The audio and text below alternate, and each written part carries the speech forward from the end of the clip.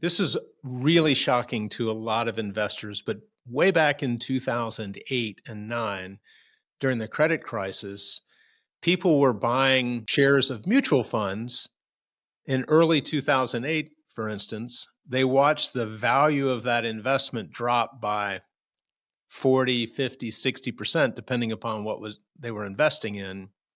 So they held those investments, but they watched the value of their investment drop substantially.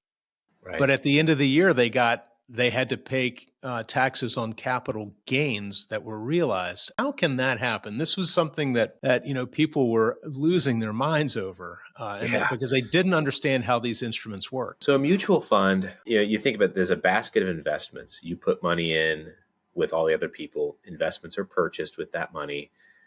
So you can value the fund based on how much all the investments within it are worth. If the investments are declining in value, if no one gets out of the fund, it would just bounce back, no capital gain problem. But in reality, that's not usually what happens. When a pooled investment vehicle is declining in value, people are panicking and selling it and getting out of it.